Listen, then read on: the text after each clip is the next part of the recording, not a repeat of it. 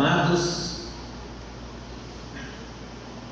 a mensagem que Deus colocou no meu coração nessa noite, eu intitulei de O Peso da Morte e Ressurreição de Jesus.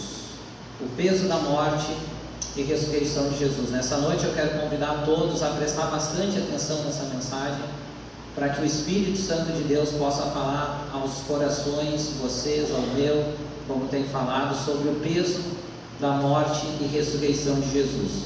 Eu quero estar fazendo leitura introdutória aqui, 1 Coríntios, capítulo 15, versículos 13 e 14. Vamos ler mais alguns textos ao longo da ministração, mas o texto base está em 1 Coríntios 15, versos 13 e 14. Os irmãos podem procurar aí, a minha versão é a versão NVI. Vou estar fazendo a leitura então deste texto introdutório. Diz assim a palavra de Deus em 1 Coríntios 15, versos 13 e 14.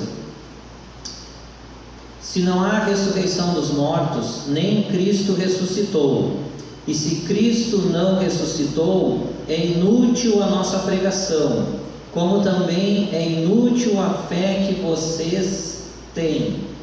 Até aqui por enquanto, amados. Algumas considerações introdutórias antes de darmos sequência aqui no desenvolvimento da mensagem. Primeiro, a morte e a ressurreição de Jesus são doutrinas centrais da fé cristã.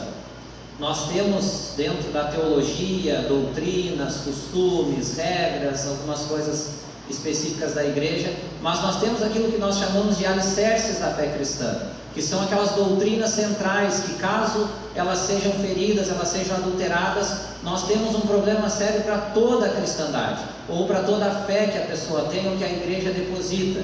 Então nós temos duas das doutrinas centrais, são a morte e a ressurreição de Jesus. Se alguma igreja professa a Cristo e não acredita na morte e na ressurreição de Jesus, ela está fora do Evangelho. Se alguém professa a fé em Cristo, mas não acredita na morte sacrificial de Jesus e na sua ressurreição miraculosa, está fora do Evangelho. Está tirando o alicerce que foi posto por Cristo.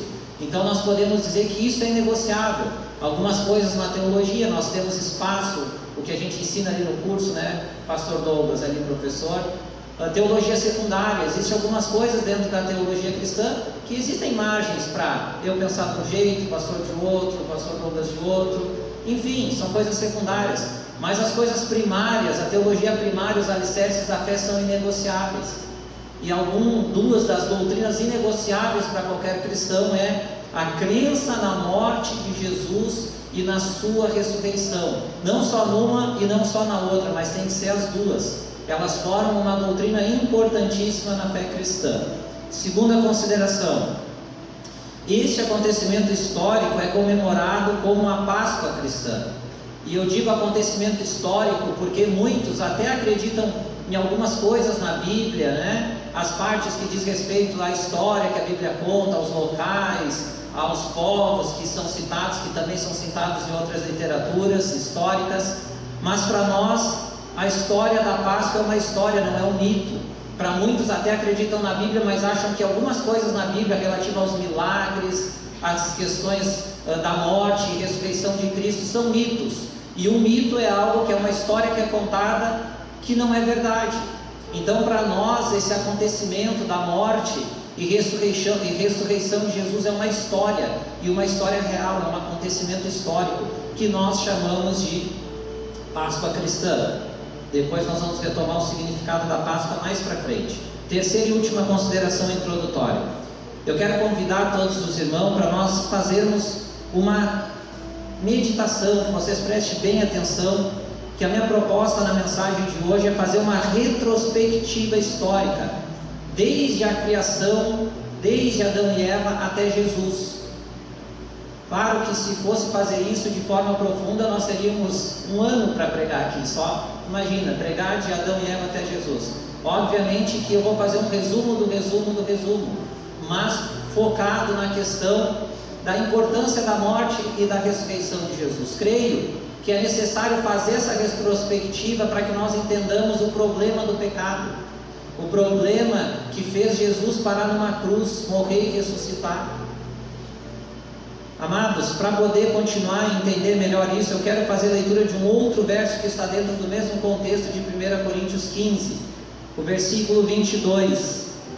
O versículo 22 diz o seguinte: pois da mesma forma que em Adão todos morreram, em Cristo todos serão vivificados.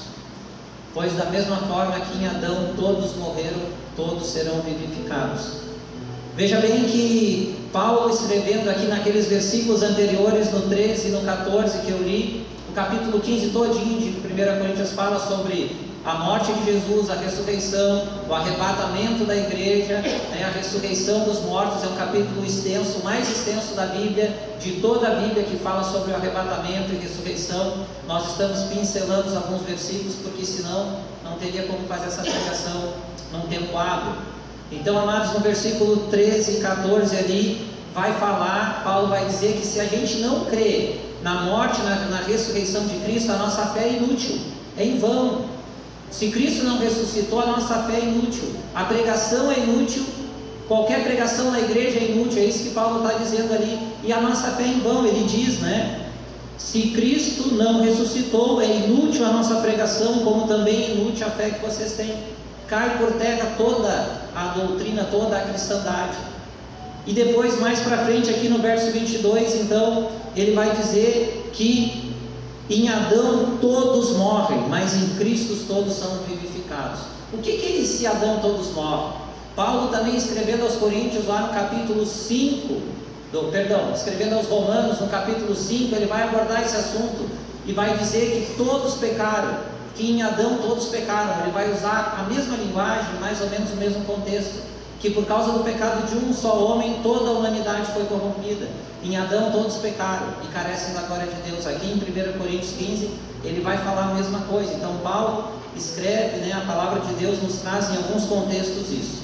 Então o que acontece, amados? Para nós entender então dessa retrospectiva, dadas essas considerações introdutórias. Deus, ele cria Adão e Eva em um estado que nós chamamos na teologia de inocência. Eles, por livre escolha, escolhem desobedecer a Deus e comem da árvore do conhecimento do bem e do mal, cometendo o que nós chamamos na teologia de pecado original. E quando vocês ouvirem na mensagem de hoje por aí pecado original, vocês sabem então que é um conceito teológico que é o pecado de Adão e Eva, o primeiro pecado que corrompeu toda a humanidade. Então Adão e Eva, é quase consenso entre os teólogos, os estudiosos da Bíblia, que Adão e Eva tinham o que nós chamamos de livre escolha, livre-arbítrio. E Deus fala para eles que eles poderiam comer de todos os frutos. A gente sabe a história de Gênesis, E eles, por livre escolha, claro que a serpente, que era Satanás, vai lá, influencia Eva come e dá para Adão, e Adão come, e ali eles pecam. Mas eles fizeram isso por livre escolha, eles tinham livre-arbítrio. Eles tinham livre escolha para escolher não pecar, e escolheram pecado. Só que o que acontece? Deus tinha falado, nós vimos lá que Deus tinha prometido que caso eles comessem, certamente eles morreriam. Essa seria a punição inicial. E caso eles comessem, certamente eles morreriam. Adão e Eva comem do fruto e não morrem imediatamente. Então nós temos que entender o que é essa morte, A punição da morte do pecado original possui duas dimensões. Essa morte, ela não era imediata e só física. Ela possui duas dimensões. A primeira dimensão é física, é corporal. Adão e Eva não morreram imediatamente, mas no futuro eles morreram. Depois, muito tempo depois eles comeram, eles tiveram uma morte física. Então esse pecado original de Adão e Eva lá no Éden traz a morte física não só para Adão e Eva, mas para toda a humanidade. O segundo aspecto, a segunda dimensão é espiritual. Essa morte, ela é o símbolo da morte eterna. A alma, nós sabemos que a alma ela é eterna, que a alma não morre, que a alma vai viver eternamente, e que ela tem só dois destinos: ou viver eternamente com Deus, ou viver eternamente sem Deus, no lago de fogo e enxofre que arde eternamente. Então isso simboliza a morte espiritual, a morte física. Adão e Eva caem lá e trazem para eles e para toda a humanidade a morte física, e a morte espiritual, que é essa separação definitiva. E outra coisa importante, esse pecado ele é extensivo para toda a humanidade. Esse pecado não corrompe só Adão e Eva e fica só a punição para eles. Todos os descendentes de Adão e Eva, eles sofrem. A gente chama isso na teologia de uma herança pecaminosa. Eles são contaminados com o pecado de Adão e Eva. É isso que está falando, que está se referindo o versículo 22 que nós lemos aqui de 1 Coríntios 15. Está se referindo sobre esse pecado que traz a morte a todos. Em Adão, todos morrem. É um dos textos, de tantos textos bíblicos, que explicam a extensão desse pecado. Então, tanto a morte física quanto a morte espiritual é transmitida para todos os descendentes de Adão e Eva. Quem são os descendentes de Adão e Eva? Todos os seres humanos que pisaram já sobre essa terra e que um dia vão pisar. Então, ela é extensiva para toda a humanidade. Mais ainda, amados, Deus, Ele poderia eliminar a raça humana, o ser humano, ali, parar por Adão e Eva. Mas Deus não faz isso. Ao invés disso, Ele decide salvar a humanidade. Deus ele decide salvar a humanidade e não exterminar a humanidade, e não condenar eternamente Adão e Eva e seus descendentes. Nós vemos isso no que nós chamamos de proto-evangelho. Lá em Gênesis 3 e versículo 15, nós chamamos de proto-evangelho porque é a primeira profecia messiânica que tem na Bíblia. O ser humano, capítulo 3 de Gênesis, narra a queda de Adão e Eva. E quando chega na punição, o homem é punido, a mulher é punida, a serpente é punida e a natureza também, a terra também é punida. Quando chega na punição da serpente, Gênesis 3 e 15 diz assim, porém inimizade entre você e a mulher, entre a sua descendência e os descendentes dela, que é Jesus. Este lhe ferirá a cabeça e você lhe ferirá o calcanhar. Nós temos aqui a primeira profecia messiânica na Bíblia. A Bíblia depois da queda, que Jesus iria esmagar a cabeça. A serpente ia ferir o calcanhar, que era Satanás, mas Jesus ia esmagar a cabeça dela, ia ferir a cabeça, ia vencer. Isso simboliza a vitória. Já era Deus dizendo: eu não vou abandonar o ser humano, eu não vou desistir do ser humano. E ali já estava apontando para Cristo, para a segunda vinda de Cristo, a primeira menção bíblica para a primeira vinda de Cristo, perdão. Mas vamos lá, amados, isso é só para vocês entenderem o contexto, que a gente não tem como falar de cruz, de morte e ressurreição sem entender por que Jesus teve que morrer na cruz. É uma pergunta lógica. Tá, Jesus, a gente diz, é fácil dizer, Jesus morreu na cruz, pagou os nossos pecados, ressuscitou, mas por quê? Está aqui a explicação do porquê. Aqui está a explicação do porquê, e daqui que nós temos que partir para o processo de salvação. Porque o ser humano cai, mas Deus não larga. O ser humano contraiu a morte física e espiritual, mas Deus ali já anuncia que Cristo viria, que Ele esmagaria a cabeça da serpente, que ela lhe feriria o calcanhar, Ele ia lhe fazer mal, mas ia esmagar a cabeça da serpente. E nós vemos em Coríntios, em Romanos e outros textos que em Adão todos caíram.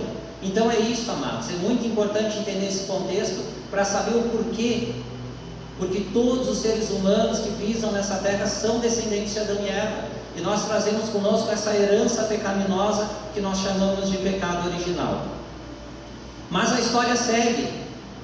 E aqui eu quero trazer um breve resumo do Éden até o dilúvio, do período da história da humanidade, do Éden até o dilúvio, com alguns pontos aqui bem interessantes e importantes. Primeiro deles, nos filhos de Adão e Eva, Caim e Abel, os dois primeiros, nós percebemos a extensão do pecado original, pois Caim ele acaba matando Abel por inveja e ciúmes. Ali nós já conseguimos ver, meu irmão Marco, mas onde é que tu tira isso? Além de estar na Bíblia, escrito claramente por Paulo ali, em Romanos, em Coríntios, está nos detalhes, está nas histórias bíblicas. Os primeiros filhos já estão sobre aquela herança pecaminosa do pecado original.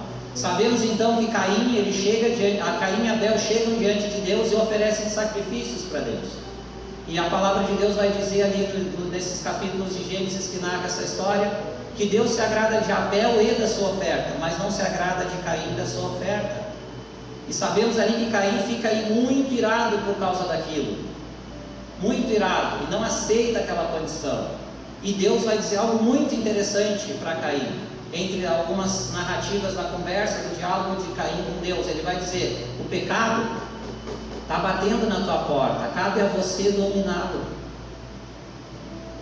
A tentação estava batendo na porta de Caim, porque ele já nasce com aquela herança, com aquela chaga, suscetível ao pecado, como todos nós, depois de Adão e Eva, da queda de Adão e Eva. E ele decide deliberadamente cometer o primeiro assassinato da história da humanidade. Ele mata seu irmão. Mas Deus também poderia eliminar Caim, mas Deus dá uma chance para Caim. Deus dá mais filhos para Adão e Eva e mostra a sua graça e a sua misericórdia. Mas ali em Caim e Abel nós já vemos que essa extensão é para toda a humanidade. É para toda a humanidade corrompida. Então nós vamos ver na sequência ali da narrativa bíblica que a humanidade ela vai de mal a pior ali dos tempos de Abel e Caim para frente, até chegar aos tempos de Noé, onde Deus o escolhe para fazer uma nova fase da vida na terra. Sabemos então que Deus fala com Noé, acha ali Enoque antes de Noé, homem justo, é transladado, mas o foco aqui quando chega em Noé, então Deus decide fazer um reinício, um restart na história da humanidade. Ele escolhe Noé para construir uma grande embarcação chamada Arca, né? E promete ali que vai trazer águas e vai alagar tudo. A gente sabe a história. Noé constrói, Deus no momento certo manda os casais de animais para ser preservados para a arca. Entra Noé, a sua esposa, seus filhos e suas noras. Deus manda a chuva, alaga toda a terra, mata toda a humanidade e começa um recomeço. Nós chamamos na teologia, na história, isso de dispensação, uma nova história, um novo período. Cada era dessas é uma dispensação. É um momento que Deus vai se revelando progressivamente para o ser humano, que vai mostrando as suas estratégias para a humanidade. Então vemos ali que recomeça com Noé e com os seus filhos, seus descendentes. Mas nós lemos ali na Bíblia, Deus então acha em Noé um homem justo e íntegro. A Bíblia vai dizer que Deus vai olhar e vai dizer que Noé era justo e íntegro. Então de Noé e seus filhos recomeça a humanidade. Mas nós lemos na Bíblia que dali em diante a humanidade continua, os seres humanos a desagradar a Deus, a se voltar contra Deus, a fazer o que Deus não gosta, já nas primeiras, segundas e terceiras gerações, e assim por diante. E assim se encerra esse período da história da humanidade. E aí então surge um novo período, ali do dilúvio até o povo escolhido. Sabemos que então Deus ele escolhe Abraão, a humanidade vai se corrompendo depois, mas não deu certo. Não que Deus falhou, Deus não falhou, vocês vão ver ali na frente, Deus não falhou. Isso é mais uma prova que o ser humano por si só não tem como resolver as coisas. O problema do pecado original, o problema do mal. Então Deus escolhe Abraão para ser o patriarca de um grande povo, que seria o povo escolhido de Deus. Então Deus tentou reiniciar lá com Noé, a humanidade continuou corrompida, não deu certo. Agora Deus escolhe Abraão, lá vivia na região da antiga Mesopotâmia, perto dos rios Tigre e Eufrates, vivia numa terra onde a religião era politeísta, eles adoravam vários deuses, e manda ele sair de lá, faz uma promessa para ele, manda ele sair de lá, largar a parentela dele, e que Deus iria fazer dele uma grande nação, e que Deus iria mandar ele para uma terra que ele nem sabia onde era, e que dos descendentes dele faria um grande povo e daria essa terra prometida. Sabemos então que Abraão segue as ordens de Deus, sai. Sabemos que Abraão tem Isaac, a promessa se renova, depois Isaac tem Jacó, que é seu filho, e se renova, e de Jacó vem as 12 tribos, José ali, seu filho e os outros filhos, as 12 tribos, e aí então surge o povo escolhido de Deus, a promessa de Deus se cumprindo para aquele povo. Sabemos que o José vai para o Egito, depois traz seu pai, seus irmãos, né? Não é o ponto aqui da história, mas enfim, traz lá, eles vão parar no Egito por causa da fome da terra prometida, e num começo ali, eles começam vivendo bem, sendo bem recebidos, mas depois da geração de José, a Bíblia fala que eles ficam mais de 400 anos, cerca de 430 anos no Egito, mas 400 anos como escravos.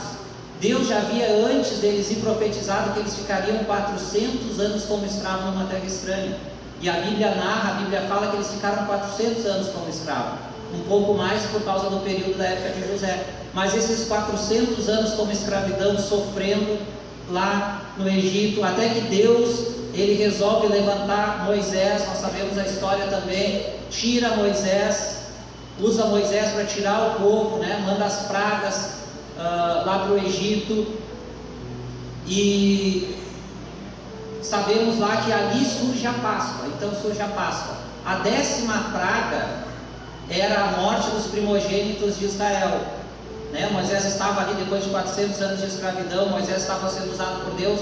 Deus manda Moisés e Arão lá falar com o faraó, e ele resiste até a 10ª praga, que era a morte dos primogênitos. O anjo da morte ia passar, enviado por Deus, e matar todos os filhos homens mais velhos de cada família no Egito. Mas Deus manda o seu povo escolhido, os hebreus ali, os judeus, sacrificarem um animal naquela noite, naquele dia, e passar o sangue no animal na parte de cima e nas laterais da porta, nos umbrais e nos batentes. Porque quando o anjo da morte passasse naquela noite, ele não visitaria os filhos dos hebreus, eles seriam poupados. Eles fazem isso, e o nome da palavra usada no hebraico é Pesach. Pesach, traduzido para o português, é Páscoa. Então os judeus começam a comemorar aquela noite do Pesach, da passagem do anjo da morte. Então eles comemoram, os judeus até hoje ainda comemoram 2 coisas na Páscoa: o livramento dos filhos da morte dos primogênitos, e depois o que se concluiu, a passagem pelo Mar Vermelho, com os pés enxutos, né? Deus abre o mar, eles passam e vão para o deserto do Sinai. Então eles comemoram 2 coisas na Páscoa judaica, que é o livramento da morte dos primogênitos e é o fim da escravidão no Egito. Até hoje os judeus comemoram a sua Páscoa, que é isso. E era isso que Jesus e os apóstolos e os judeus da época de Jesus também comemoravam. Isso era a Páscoa. E nós sabemos então que Deus tira esse povo lá, e Deus fala com Moisés lá no deserto do Sinai, na região do Sinai, e dá os mandamentos, dá as leis, que segundo os estudiosos são 613 mandamentos. E entre esses mandamentos existia uma parte que era chamada dos mandamentos dos sacrifícios, da parte religiosa. Deus escolhe a tribo de Levi para cuidar dessas coisas, e uma tribo separada para ser os sacerdotes, para fazer os sacrifícios. E nesses sacrifícios existiam muitos sacrifícios de animais pelo perdão dos pecados. Então esses sacerdotes, eles tinham que diariamente fazer sacrifícios. Foi instituído na lei mosaica, lá vocês podem ver depois em casa, Êxodo, Levítico, Deuteronômio, os livros da lei, que para certos tipos de pecados, quando as pessoas pecassem, tinham que levar determinado animal para o sacerdote sacrificar e derramar o sangue. E o sangue era o símbolo do perdão dos pecados. E assim se fez por séculos e séculos na comunidade judaica, no povo escolhido, não só no deserto, mas depois que sai do deserto, no tempo que eles ficaram na terra prometida, no tempo que eles foram caçados, no tempo que eles perderam o reino do norte, o reino do sul, viraram, né, súditos da Babilônia, dos assírios. E depois disso também eles continuaram sempre fazendo esses rituais de sacrifício por perdão dos pecados. Mas, amados, esses sacrifícios de animais, eles eram transitórios, eles não removiam definitivamente a culpa do pecado. Eles tinham que acontecer diariamente, todos os dias. Inclusive, os sacerdotes tinham que se purificar antes de fazer os sacrifícios e derramar sangue de cordeiros antes deles fazer os sacrifícios pelos próprios pecados deles. O que é o ponto aqui? Agora Deus tem um povo, agora Deus tira esse povo da escravidão, agora Deus dá mandamentos, uma lei para esse povo, dá uma série de rituais sagrados para esse povo. Agora Deus manda sacrificar cordeiros, sacrificar animais para o perdão dos pecados. Então agora resolveu o problema, é só eles seguir fazendo sacrifícios e a coisa está resolvida. Não! Aqueles sacrifícios eles tinham que repetir eles diariamente, anualmente. Eles tinham que ser tanto pelas pessoas que pecavam, tinha sacrifícios pelo povo, tinha sacrifícios pelo próprio sacerdote. E esse sistema sacrificial era um círculo, ele não acabava. Então quer dizer o que? Ele não resolveu o problema.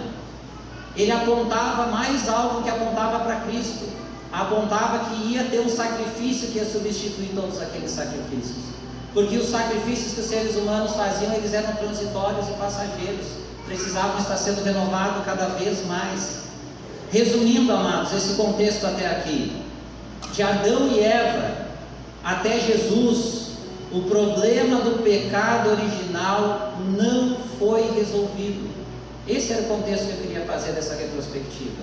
De Adão e Eva até Cristo, tudo que se passou, todas as estratégias, todas as tentativas do ser humano de resolver o problema do pecado original foram frustradas.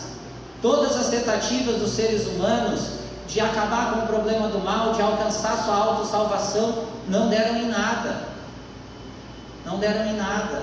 Aquele problema permaneceu e permaneceu e permaneceu. Mas chegamos em Jesus e a solução do problema do pecado. Aleluia. Aleluia. Amados, eu dividi aqui em 3 partes. Claro que o contexto é muito mais amplo, mas em 3 momentos, para que vocês compreendam de forma mais simples e guarde isso no coração de vocês. 3 momentos do processo de Jesus para resolver esse problema lá do mal, o problema do pecado original, pecado de Adão e Eva e dos nossos, dessa chaga hereditária. 3 momentos: na sua vida, na sua morte e na sua ressurreição. Na sua vida, Jesus, que encarnou divinamente, que foi concebido pelo Espírito Santo no fruto lá na Virgem Maria, que foi concebido. Jesus era o único que poderia resolver o problema do pecado original. Só Ele poderia viver em um corpo humano e não pecar, pois Ele era o Deus encarnado. Então, na vida de Jesus, ele vive, ele encarna num corpo como o nosso. A Bíblia fala que ele teve fome, ele teve frio, ele teve sede, ele cirou, ele chorou. Fala dos sentimentos humanos, da parte humana de Cristo. Mas na teologia existe a dupla natureza de Cristo, esse conceito teológico, né, professor Douglas? Que é o quê? Dupla natureza de Cristo. Enquanto Cristo estava encarnado, ele não era 50% homem e 50% Deus. Ele era 100% Deus e 100% homem, o que contraria a matemática humana. Mas Jesus, então, ele vive, e nós sabemos, por exemplo, quando Jesus ele passa 40 dias no deserto, e Satanás vem e tenta ele de diversas formas, e ele resiste. Então Jesus, enquanto estava encarnado, ele era suscetível à tentação. Satanás tenta ele de diversas formas, e Jesus não cede, mesmo tendo sede, mesmo tendo fome. O seu corpo humano necessitava disso, do alimento, mas ele não cede para Satanás. E o texto, um dos evangelistas diz que Satanás sai, se afasta dele até o momento oportuno de vir e tentar ele novamente. Jesus, então, ele foi tentado durante toda a sua vida, a encarnação, mas ele não pecou. Primeiro passo da vitória de Cristo: ele vive e na sua vida ele não conheceu o pecado. Segundo momento, na sua morte ele vence o pecado. Ele faz o que ninguém poderia fazer. Ele substitui todos os sacrifícios que eram temporários. Ele paga de uma única vez a culpa do pecado de toda a humanidade. Ele a crava na cruz do Calvário. Aleluia. Quando Jesus chega até a morte, e antes disso ele é preso, torturado, maltratado, chicoteado, crava uma coroa de espinhos na cabeça dele, e ele é levado até a cruz, é pregado na cruz, aleluia, e vai até o final, e ele vai sem pecar, e ele vence o pecado. Quando Jesus é crucificado e morre, ele vence o pecado. A primeira parte do problema está resolvido. A culpa do pecado ele tomou sobre si. Foi falado aqui no teatro, mas eu quero repetir aqui a Isaías 53, versos 4 e 5. Esse texto maravilhoso diz assim: certamente ele tomou sobre si as nossas enfermidades, e sobre si levou as nossas doenças. Contudo, nós o considerávamos castigado por Deus, por Deus atingido e afligido, mas ele foi transpassado por causa das nossas transgressões, foi esmagado por causa das nossas iniquidades.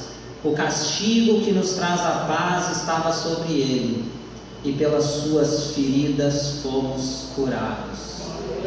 Aleluia, aleluia. Isaías profetizou, e na cruz essa palavra se cumpriu. E Jesus, no seu último ato, num dos seus últimos atos, ele vai falar o que está narrado lá nos evangelhos que foram escritos em grego. Ele vai dizer tetelestai, que é uma palavra grega, tetelestai. Antes de morrer ele vai dizer tetelestai. Tetelestai, traduzido para nós, é está consumado, está pago, está consumado. O que está consumado? O que está pago, pastor Felipe? A culpa do pecado de Adão e Eva. Lembra que eu li aqui? Em Adão todos morreram, mas em Cristo todos foram vivificados.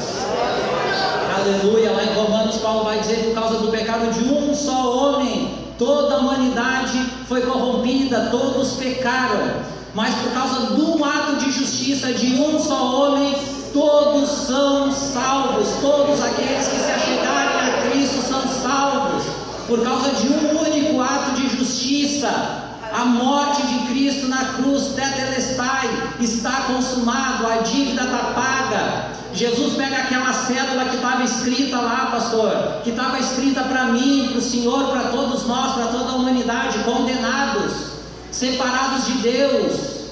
Aleluia. Ele pega na cruz e rasga aquela cédula, e rasga aquela condenação, e diz: essa dívida, Satanás, está paga.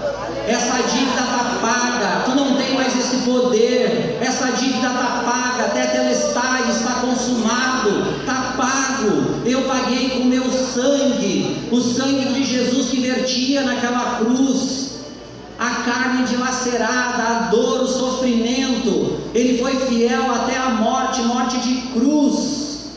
Aleluia. No seu sacrifício a dívida foi paga. Lembra aquele contexto do início da mensagem, pecado de Adão e Eva? Acabou aquele poder. Cristo venceu a morte. Na cruz, Cristo venceu aquela morte que aconteceu lá na queda do pecado original, a morte física, a morte espiritual. Cristo venceu. Aleluia. Aleluia. A dívida está paga. Terceiro e último passo. Na ressurreição ele vence a morte. Na morte ele vence o pecado. Na ressurreição ele vence a morte. Faltava vencer no inimigo a morte. Ele morreu, venceu o pecado, mas a morte ainda reinava. Ele precisava ressuscitar.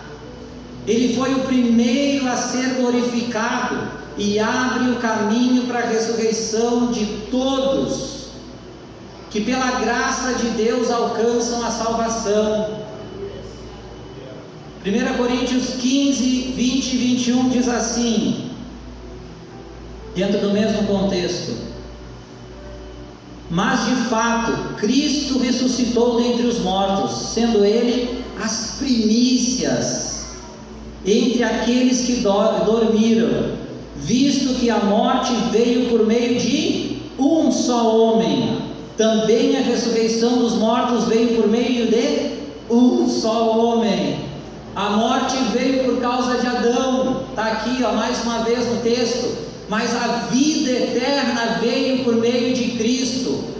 A morte veio por um ato de desobediência, a vida vem por um ato de bravura, vem por um ato de sacrifício, mas não era o sacrifício de um cordeiro, não era o sangue de um cordeiro, era o sangue de Deus derramado numa cruz, e ali a morte é vencida. Aleluia. Acabou o poder da morte também, e o texto diz que ele é as primícias dos que ressuscitam, dos que já dormem, e daqueles que ainda vão viver e crer em Cristo. Ele é o primeiro, mas ele não é o único a ressuscitar. Ele é o primeiro porque todos os salvos em Cristo um dia ressuscitarão. Aleluia. Aleluia. Isso é a Páscoa, amados. Morte e ressurreição de Cristo, essa é a Páscoa cristã. Os judeus comemoram uma outra festa que eu já expliquei qual é. Nós comemoramos aquele que viveu e não pecou, aquele que morreu e venceu o pecado, ressuscitou e venceu a morte. Aleluia! É isso que nós estamos comemorando hoje, nessa Páscoa. Aquele que venceu. Aleluia! Quero concluir aqui, amados, em 2 pontos. Primeiro, o sacrifício de Jesus é atemporal. Alcança as pessoas no passado, no presente e no futuro. Amados, Deus não tem 2 planos de salvação. Tem dispensações. Dispensações é histórias, períodos, nós chamamos de dispensação, revelação progressiva, como Deus aos poucos. E se você ler a Bíblia de Gênesis em diante, você vai ver que no início Deus falava pessoalmente, depois Deus passa a usar profeta, e Deus depois usa o Espírito Santo. Ele vai se revelando progressivamente, aos poucos. E Ele vai tratando com os seres humanos como tratou com Adão e Eva, depois tratou com Noé, tratou com Abraão. São dispensações, são períodos. Mas o plano de salvação é um só. É um só. É pela graça de Deus mediante a fé humana. Graça de Deus mediante a fé humana. E esse plano de salvação é de Adão e Eva, não é depois de Cristo. Até o fim dos tempos, Deus não muda o seu plano de salvação. Sabe por quê, pastor? Que muitos poderiam fazer uma pergunta justa, me chamarem no final do culto, pastor Felipe, perguntar: tá, irmão Marco, tu está falando que Cristo morreu na cruz? Que negócio é esse de atemporal aí? Não entendi. Tá, mas e aqueles que viveram antes de Cristo? Então todos foram condenados?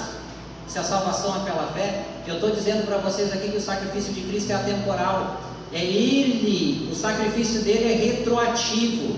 Todos que foram justificados antes de Cristo, que foram salvos. E quando nós lemos lá em Hebreus capítulo 11, leiam em casa, é chamado de a galeria dos heróis da fé. Vai dizer lá, pela fé, aleluia, pela fé, Abel achou graça diante de Deus, Enoque, Noé, Abraão, Isaac, Jacó, e tantos outros, Davi, Salomão, Raabe, pessoas até que nem eram antes da aliança, durante a aliança, gente que não era do povo judeu, Salomão, Jefté, Gideão, todos esses estão na galeria dos heróis da fé, capítulo 11, que vai dizer lá no fim do capítulo 11, eu quero ler para vocês aqui, vai dizer assim, nos versículos 39 e 40, todos esses receberam bom testemunho por meio da fé. No entanto, nenhum deles recebeu o que havia sido prometido. O que era? Cristo revelado. Deus havia planejado algo melhor para nós, para que conosco fossem eles aperfeiçoados. Aleluia. O que o texto está dizendo aqui? Claro, que todos esses, pastor Felipe, que morreram antes de Cristo, são alcançados pelo sangue do Cordeiro.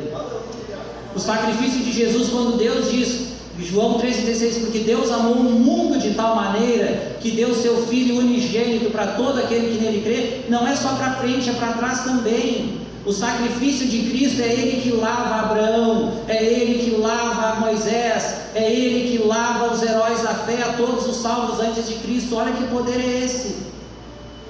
Ele lava e redime todo mundo que já pisou nessa terra, independente da revelação plena, como nós temos em Cristo, como quem viveu antes. O sacrifício dele vai lá e lava e redime aqueles lá de trás, passado. Hoje, Cristo continua salvando, agora pela sua revelação plena, morte, sacrifício e ressurreição.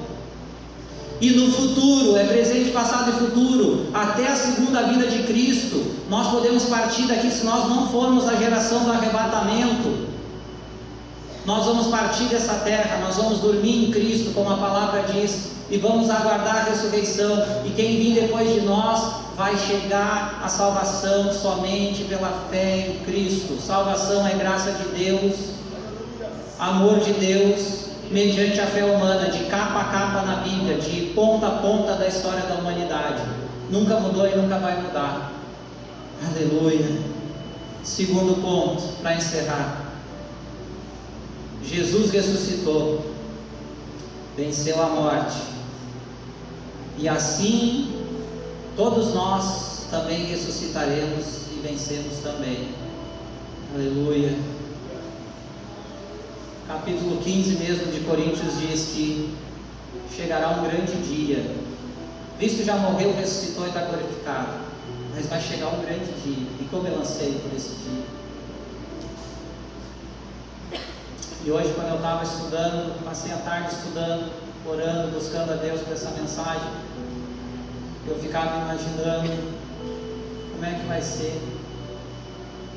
Ficava pedindo coragem, força para Deus para estar aqui nessa noite, mas eu ficava imaginando como é que vai ser, porque esse texto diz, a palavra diz, que vai chegar um grande dia, que Jesus vai voltar uma segunda vez, aqui em 1 Coríntios 15, e Ele vai vir como ladrão, quando ninguém sabe, e os mortos ressuscitarão primeiro, e quando um abrir e fechar de olhos, os que estarão vivos serão arrebatados vivos, e todos terão um encontro nos céus com o Senhor, aonde nós vamos ter as bodas do Cordeiro, aonde nós vamos ser recebidos nos ares de braços abertos pelo nosso Salvador, não um Salvador das mãos furadas, num corpo sacrificado, maltratado, mas de um corpo glorificado. E a Bíblia diz que nós receberemos um novo corpo, e a Bíblia diz que nós vamos para a eternidade com o Senhor na Nova Jerusalém, aonde não há choro, aonde não há dor, aonde não tem pecado, aleluia, aonde Ele mesmo vai enxugar as nossas lágrimas e nunca mais nós vamos sofrer, aleluia. Ele morreu, Ele ressuscitou, a cruz está vazia, Ele ressuscitou, a cruz está vazia, o túmulo está vazio, a cruz está vazia, o túmulo está vazio. Sabe onde Cristo está? Cristo está aqui, agora. Cristo está aqui conosco, aleluia. O Espírito Santo de Deus está aqui conosco e vai andar com a gente em toda a vida, Ele nunca vai nos largar, até a nossa partida, até a ressurreição, até o arrebatamento. Vale a pena ser fiel,